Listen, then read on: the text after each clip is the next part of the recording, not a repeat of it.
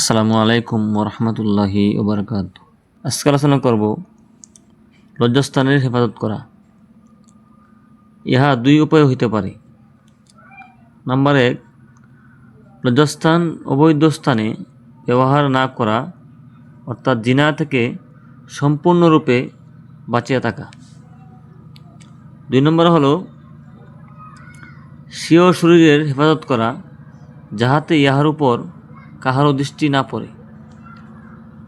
1 নম্বরে লজ্জাস্থানের হেফাজত করা, ইহা যেন অবৈধ উপায়ে ব্যবহার না করা হয়, জিনা না করা হয়, সম্পূর্ণরূপে বাঁচিয়া থাকা। 2 নম্বর হলো শরীরের হেফাজত করা, যাহাতে ইহার উপর অন্য কারো দৃষ্টি না পড়ে।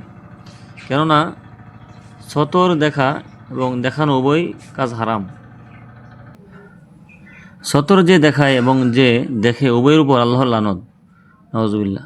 যাহাদেরকে সতর দেখানো জায়েজ নাই, তাহাদের জন্য এই হুকুম।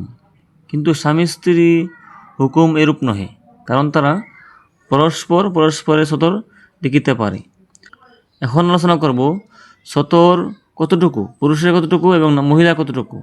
পুরুষের সতর হইল নাভি হইতে হাঁটু পর্যন্ত, আর স্ত্রীর সতর হইল হাত পা মুখমণ্ডল ব্যতীত সমস্ত শরীর। অত্যন্ত প্রয়োজন ব্যতীত সতর দেখা বা দেখানো হারাম। এখানে আরেকটি আলোচনা হলো, আমাদের হানাফি মাযহাবে মহিলাদের চক্ষু ব্যতীত সমস্ত শরীর ঢেকে রাখা ফরজ। যাই হোক, দৃষ্টি নিচের দিকে রাখাও জরুরি, যাহাতে কাহারও সতরের প্রতি বা যাহাকে দেখা জায়েজ নাই তাহার প্রতি দৃষ্টি না পড়ে। গুরুত্বপূর্ণ কথা, প্রত্যেকটা মানুষের দৃষ্টিশক্তি, চোখের দৃষ্টি নিচের দিকে রাখা, যাহাতে তাদেরকে দেখা জায়েজ নাই, যাহাতে তাদের প্রতি দৃষ্টি না পড়ে। কিন্তু এমন পার্থিব বস্তু প্রতি দৃষ্টি না পড়ে, যাহার দিকে দৃষ্টি পড়ার দ্বারা পার্থিবতার দিকে অন্তর ঝুঁকিয়া যাওয়ারও আখিরাত হইতে সতর্কত হওয়ার খুব সম্ভাবনা থাকে। জুলুম করা হইতে বিরত থাকা এবং হারাম মাল উপার্জন করা এবং অন্যের প্রতি অত্যাচার করা হইতে দূরে থাকা। কেননা এক তাবী বলেছেন, সত্য বলিয়া আউলিয়া কেরামের সৌন্দর্য, আর মিথ্যা বলা বদবখত লোকদের নিদর্শন। এজন্য মিথ্যা বলা বর্জন করা, সত্য বলা সবসময় বশ করা, সত্য কথা বলা, মিথ্যা কথা না বলা। এই জন্য আমরা এই যে গুরুত্বপূর্ণ আলোচনা, আমরা প্রত্যেকে এটা আমল করব।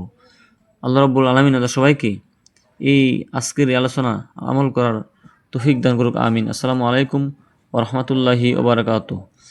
ভিডিওটা শেয়ার করে দিবেন, যাতে প্রত্যেক মুসলমান ভাই বোনেরা এই আলোচনা শুনে আমল করতে পারে।